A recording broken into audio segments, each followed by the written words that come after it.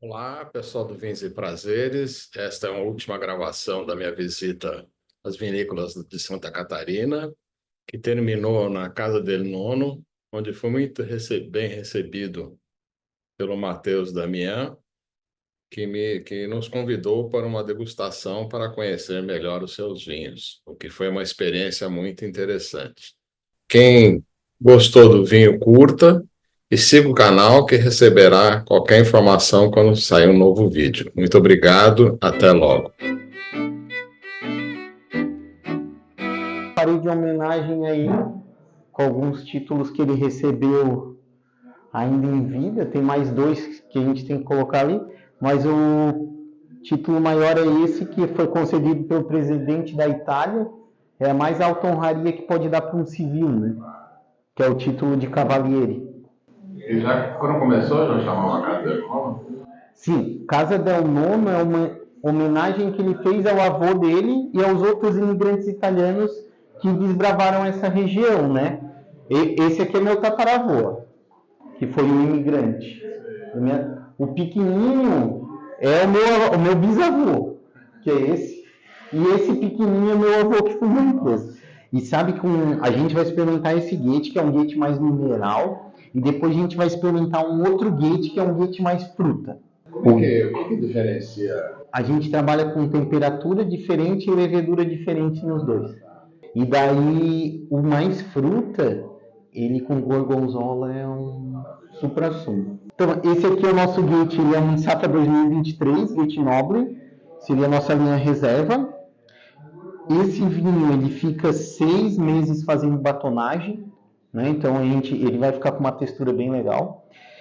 E daí depois 2 meses em barrica de carvalho. Essa barrica não vem para conferir aroma ou qualquer coisa assim, mas sim para fazer uma microoxigenação que acaba destacando o aroma mais cítrico. Esse é um vinho que a gente vai sentir muita mineralidade no nosso território, porque a gente está num território que está entre o mar e a serra. E aqui no nosso litoral passa uma brisa, passa uma corrente de águas frias, que é a corrente das Falklands.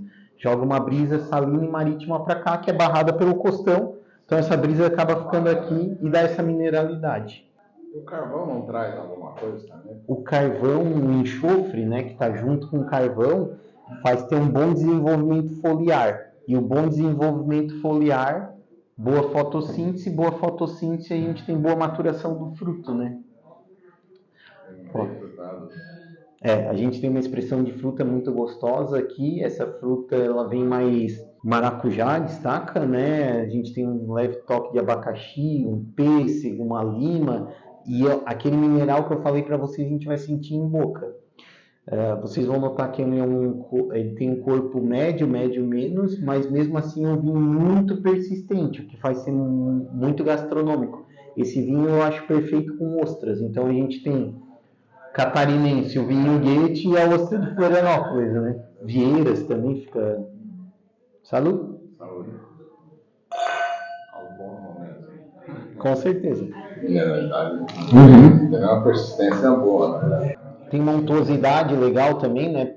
A batonagem faz ter essa boa untuosidade.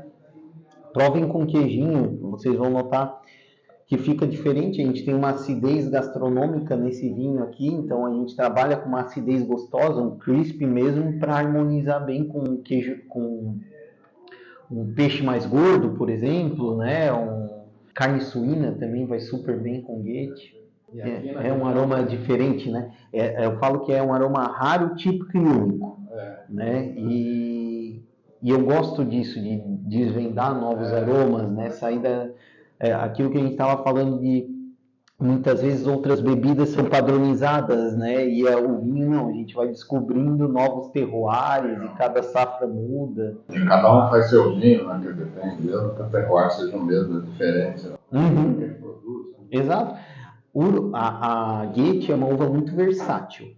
Então, assim, a gente consegue produzir desde vinhos bem frutados a mais minerais, e cada vinícola vai produzir um vinho diferente. Você pegar fazer uma bateria de vinhos Goethe, você vai notar diferença entre todos eles. Olha a riqueza que a gente tem no território, né?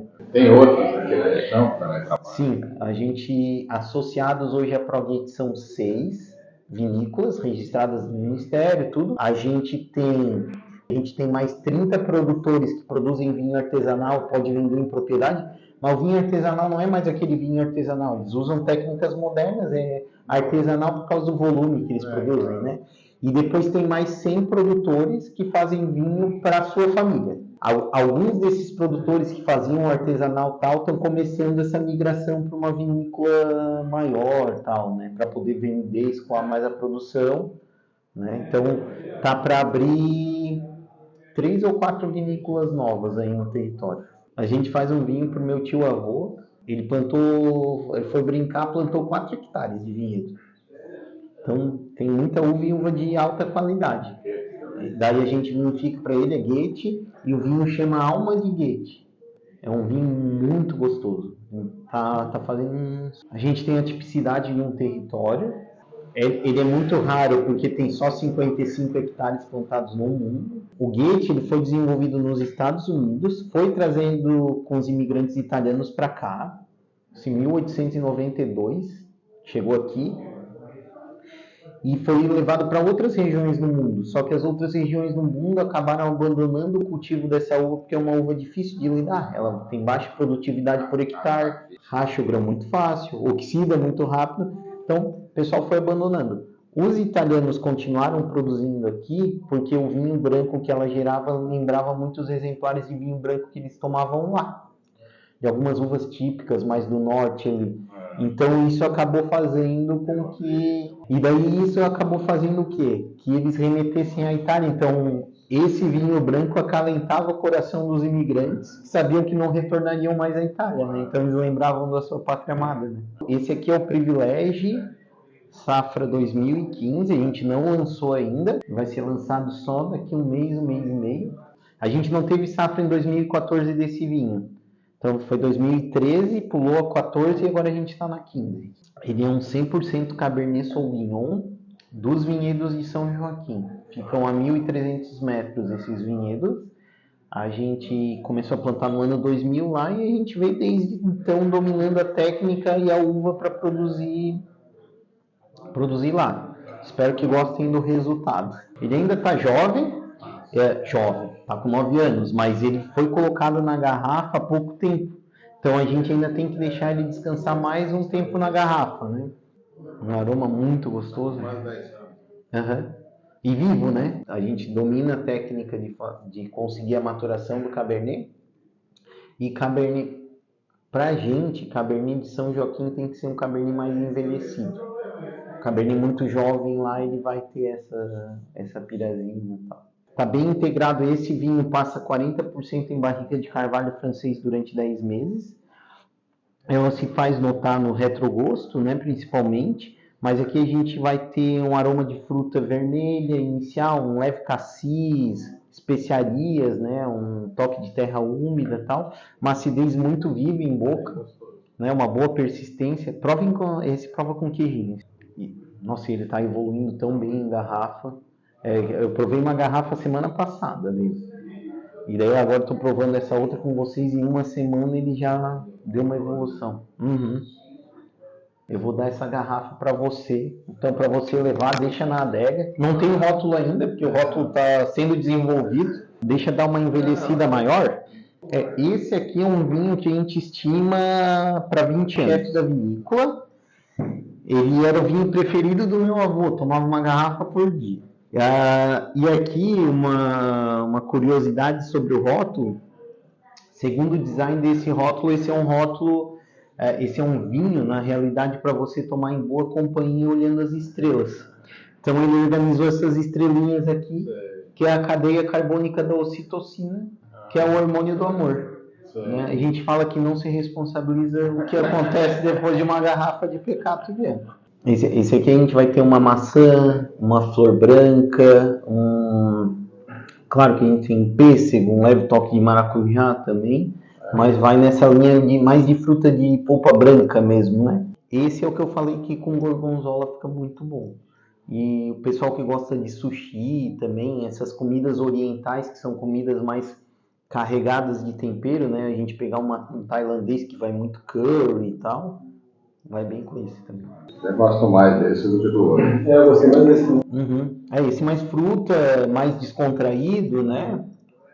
Tem um volume de boca gostoso. O retrogosto dele é uma maçã mais... uma maçã no forno, uma maçã mais madura, né? Esse é 10,5. Primeiro aqui, primeiro aqui 11,5 e esse 10,5. Goethe é um vinho que não vai atingir um teor alcoólico tão alto. A uva ela é uma uva que ela atinge a maturação fenólica, se a gente pegar as sementes, ela vai estar bem escura, gerando um álcool mais baixo. Né? Então a gente tem um vinho que consegue manter uma boa acidez, principalmente muito bom para vinhos brancos e espumantes, né? Sendo que a gente tem uma ótima maturação. Isso é uma tendência mundial hoje, é desalcoolização e também descer um pouco a barrica, né? Que os vinhos estavam muito barricados mesmo, né? Eu tô tomando barrica americana ou barrica francesa, o que tem por trás aqui eu não sei, né? Esse que a gente vai provar agora, que é o Nature, ele é um lote limitado a 400 garrafas. Mas ele começou como microlote, como ele fica envelhecendo 3 anos, isso aí eu comecei a separar, eu gosto. Então eu comecei a separar. Se tomar foi melhor. E daí, na primeira Wine South America que teve, foi 18, eu acho, a primeira, né? Eu levei eles até sem rótulo e tal, e deixei lá embaixo escondidinho. E daí o pessoal passava lá, daí eu bati um papo com a pessoa, eu via que a pessoa conhecia. Vamos provar um espumante diferente? Pá, o pessoal, tá muito bom. Tá muito bom. Então, vamos lançar. Então, esse é o Nature mesmo, 36 meses de autólise. Edição limitada, esse é 500 garrafas, desculpa, a edição anterior foi 400. Né? É método champenoise todo feito aqui em Uruçanga. Então, aqui, só vou falar de novo, Goethe é raro, típico e único. Esqueça aquele dueto Chardonnay Pinot Noir. Aqui a gente tem outra coisa, é outra expressão, mas que eu adoro. Para mim é o novo que a gente encontra. Então eu já fiz baterias e degustação de Nature e quando eu provo ele, talvez porque seja meu filho, mas você nota, tem alguma coisa diferente aqui. Então essa novidade eu adoro. Ele é um vinho que, mesmo passando 3 anos com a levedura, é um vinho que ainda vai... Salud! Há mais visitas, mais encontros como esse, né? Aqui, só estava falando, ele vai ter ainda a personalidade do Goethe, né? Mas com aqueles aromas terciários mesmo, né? E aqui um pouco daquela mineralidade que a gente sentiu no primeiro vinho está presente. Bem seco, né? Qual que é a diferença dele pro Brut? O Brut ele fica 1 ano em autólise e o residual de açúcar do Brut são 8 gramas. Então vai ter um pouco mais macio. E já esse Nature é zeradão mesmo. A cor de expedição é bem diferente. Bem diferente. Porque o Nature você pode fazer de 0 grama a 4, né? A gente escolheu deixar no zerado. E eu adoro, né? E a venda é mais aqui ou mais vendendo para fora? A gente vende aqui, daí empórios no Brasil inteiro. Daí a gente tem um pouco mais de força no Nordeste, região do Recife ali, nos brancos. E daí São Paulo e Rio. Então, mais assim, 65% do nosso vinho fica no estado de Santa Catarina. 70%. Vamos provar uma grapinha? Mas é uma grapa diferenciada, tá? Teve algumas vinícolas de Bento que a gente visitou que eles falavam que eles faziam grapa teimoso. Não, ela é bem nichada, né? Mas assim, meu pai adora grapa. Então a gente faz... É uma grapa de Goethe. Grapa tem que ser de uva aromática. Ponto. E daí ela é destilada em alambique de baixa pressão de cobre, o rendimento é bem baixo. Então a gente tira só o meio da destilação mesmo, depois ela fica 3 anos arredondando, nada de barrica, nada em tanques. Daí a gente engarrafa ela. É bom depois do almoço. Ela é um grande digestivo. Você exagera assim, quer ver churrasco, né? Carne pesada. Daí você toma uma grapa. É uma boa desculpa. E daí, na época, o meu avô fez um bitter. Ele usou grapa de base. E daí, esse bitter, a fórmula está na nossa família há mais de 150 anos. E são 21 ervas de infusão. Daí, 4 delas têm que vir dos Alpes italianos. 4 delas têm que vir dos Alpes italianos. Então, meu avô a filha dele mora lá, né? A irmã do meu pai. Ia lá, pegava, trazia e fazia infusão. Daí ele fez uma infusão, deixou 80 litros pronto. A gente colocou nas garrafas. Daí, claro que a família ficou com uma parte das garrafas, o resto a gente vendeu. Daí ele deixou a fórmula. A gente pensa em refazer, né? Tem que fazer, hein? E daí esse bitter, cara, é um santo remédio, assim. Tu tá meio enjoado, tal, bitter.